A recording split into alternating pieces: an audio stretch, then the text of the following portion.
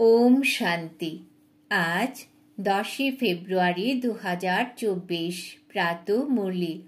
বাবা আজ বলেছেন, মিষ্টি বাচ্চারা, আত্ম অভিমানী হওয়ার অভ্যাস করো, তাহলে দৈবী গুণ সক্রিয় হতে থাকবে, ক্রিমিনাল চিন্তাভাবনা সমাপ্ত হয়ে যাবে, অপার খুশি থাকবে। আজকের প্রশ্ন, নিজের আচার আচরণকে সংশোধন করতে বা অপার খুশিতে থাকার জন্য কোন কথাটি সদা স্মৃতিতে রাখতে হবে? উত্তর, সদা স্মৃতিতে যেন থাকে যে আমরা দৈবী স্বরাজ্য স্থাপন করছি, আমরা মৃত্যুলোক ত্যাগ করে অমর লোকে যাচ্ছি, যার ফলে অনেক খুশি থাকবে, চলনও ঠিক হতে থাকবে। কারণ অমর লোক নতুন দুনিয়ায় যাওয়ার জন্য দৈবী গুণ অবশ্যই চাই। স্বরাজ্যের জন্য অনেকের কল্যাণও করতে হবে, সবাইকে পথ বলে দিতে হবে। ওম শান্তি। বাচ্চাদের নিজেকে এখানকার বাসিন্দা ভাবা উচিত নয়। তোমরা জেনেছ, আমাদের যে রাজ্য ছিল, যাকে রাম রাজ্য বা সূর্যবংশী রাজ্য বলা হতো, সেখানে কতই না সুখ শান্তি ছিল। এখন আমরা আবার দেবতায় পরিণত হচ্ছি।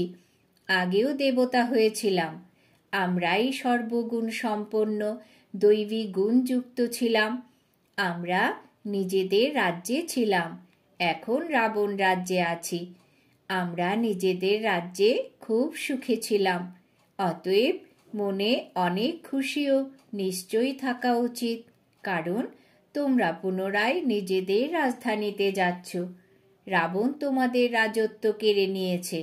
তোমরা জানো, আমাদের নিজস্ব সূর্যবংশী রাজ্য ছিল। আমরা রাম রাজ্যের বাসিন্দা ছিলাম, আমরাই দৈবী গুণযুক্ত ছিলাম, আমরাই অনেক সুখী ছিলাম। তারপরে রাবণ এসে আমাদের রাজ্য ভাগ্য কেড়ে নিয়েছে। এখন বাবা এসে নিজের ও অপরের রাজ্যের রহস্য বোঝাচ্ছেন। অর্ধকল্প আমরা রাম রাজ্যে ছিলাম এবং অর্ধকল্প আমরা রাবণ রাজ্যে থেকেছি। বাচ্চাদের সব কথায় যদি নিশ্চয় থাকে, তাহলে খুশিতে থাকতে পারে এবং চলনও শোধরাবে। এখন অপরের রাজ্যে আমরা অনেক দুঃখে আছি। হিন্দু ভারতবাসীরা বোঝে আমরা অন্যের বা বিদেশি রাজ্যে দুঃখে ছিলাম, এখন সুখে আছি নিজের রাজ্যে। কিন্তু এ হলো অল্পকাল কাক বিষ্ঠা সম সুখ। তোমরা বাচ্চারা এখন সদাকালের সুখের দুনিয়ায় যাচ্ছ। তাই বাচ্চারা, তোমাদের মনে অনেক খুশি থাকা উচিত। জ্ঞান নেই অর্থাৎ পাথর বুদ্ধি। তোমরা বাচ্চারা জানো, আমরা অবশ্যই নিজের রাজ্য নেব, এতে কষ্টের কথা নেই। রাজ্য নিয়ে অর্ধকল্প রাজত্ব করি, তারপরে রাবণ আমাদের কাঞ্চন কায়া নষ্ট করে দেয়। কোনো সুসন্তানের চালচলন খারাপ হলে বলা হয়, তোমার কলা কায়া নষ্ট হয়ে গেছে। নষ্ট হয়ে গেছে নাকি? এ হলো অসীম জগতের কথা। বোঝা উচিত, মায়া আমাদের চরিত্র নষ্ট করেছে, আমাদের পতন হয়েছে। এখন অসীম জগতের পিতা দৈবী গুণ ধারণ করার শিক্ষা দেন। তোমাদের খুশির পারদ ঊর্ধ্বে থাকা উচিত। টিচার নলেজ দিলে স্টুডেন্ট খুশি হয়। এ হলো অসীম জগতের নলেজ। নিজেকে পরীক্ষা করে দেখতে হবে, আমার মধ্যে কোনো আসরিক গুণ নেই তো?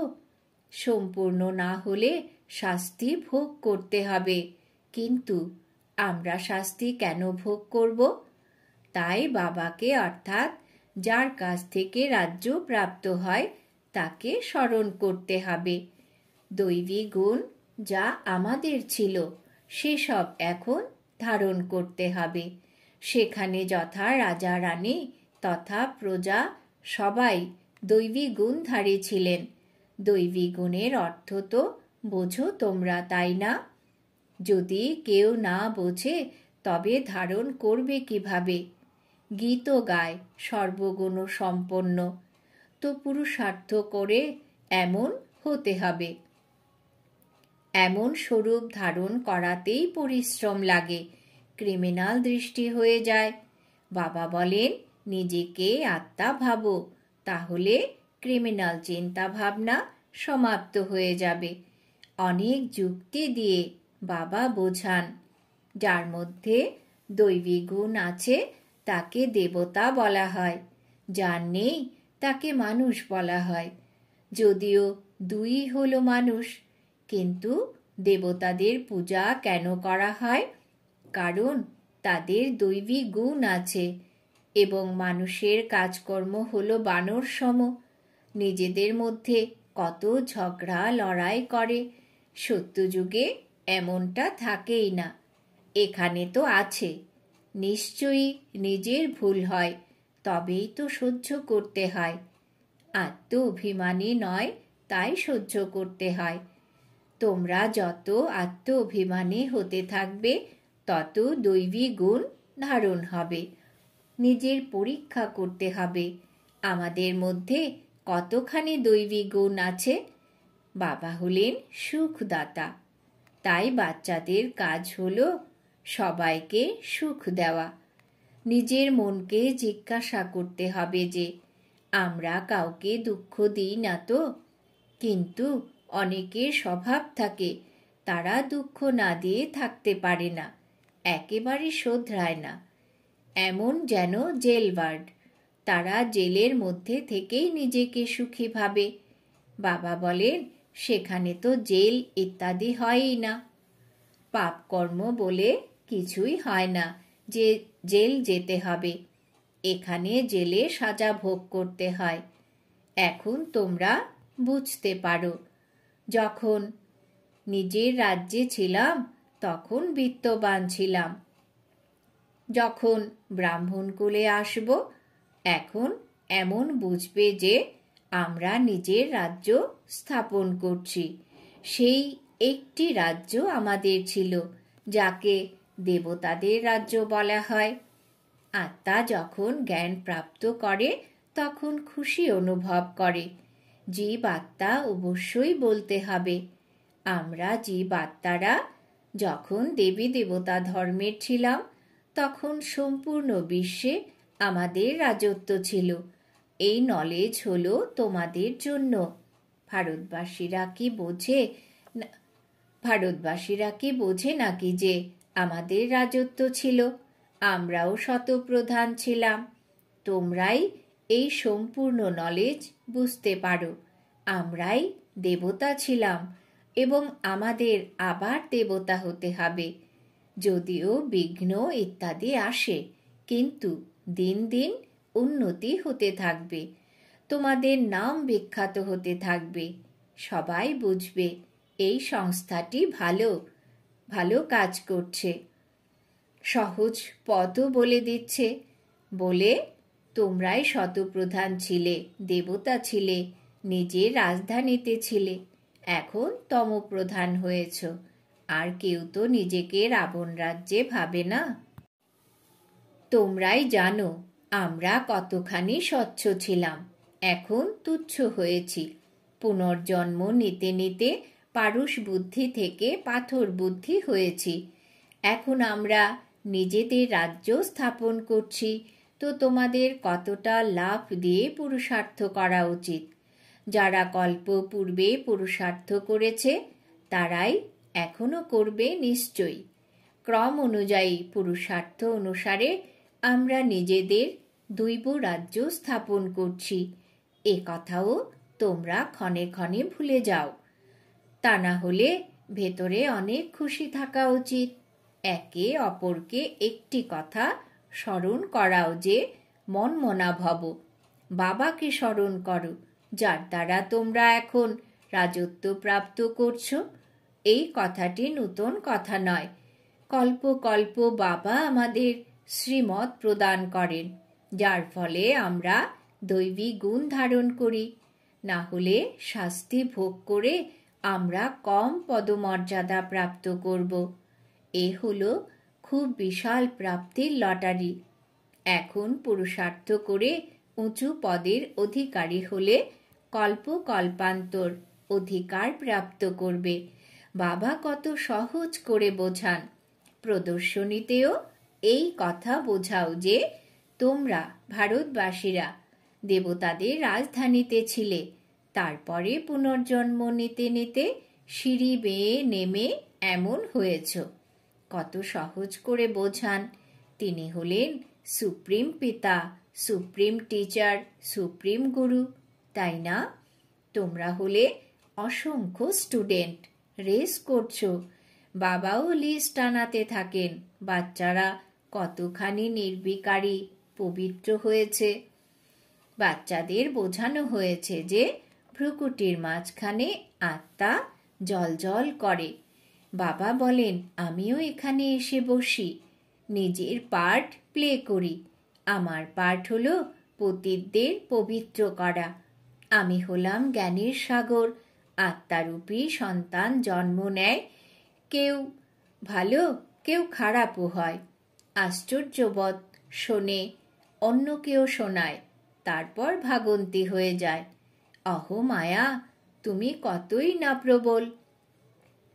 তবুও বাবা বলেন, পালিয়ে কোথায় যাবে? এই এক বাবাই হলেন উদ্ধারকারী, একমাত্র বাবাই হলেন সদ্গতিদাতা। বাকি এই জ্ঞানে তো আর কেউ জানে না। যারা কল্প পূর্বে মেনেছে তারাই মানবে।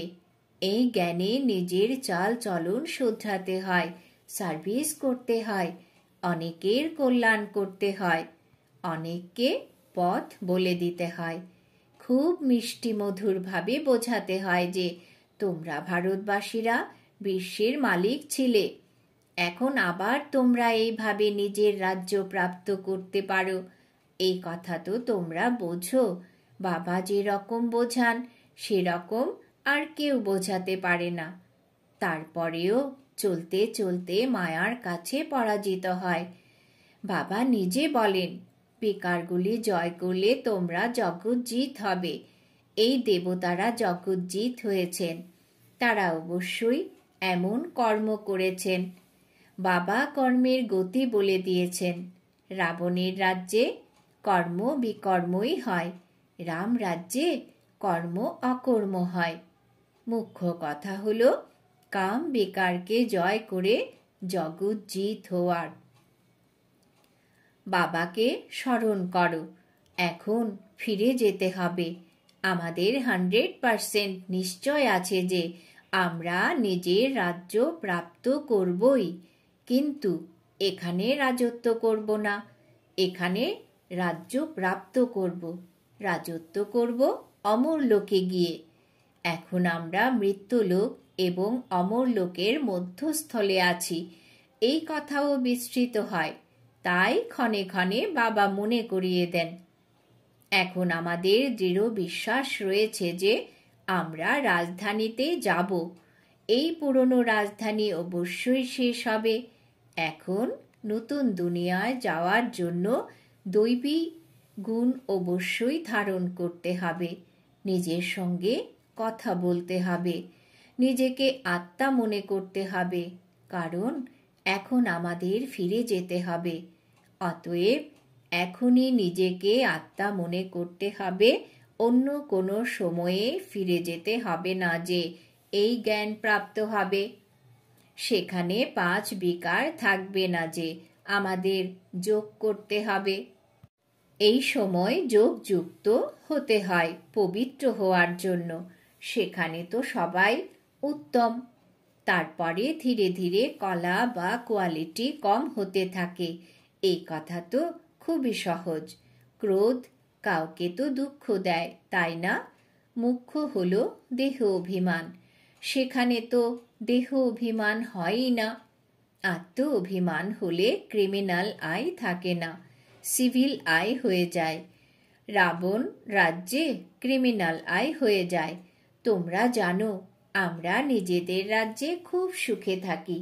কাম নেই, ক্রোধ নেই। এই বিষয়ে শুরুতে গীতও তৈরি হয়েছে।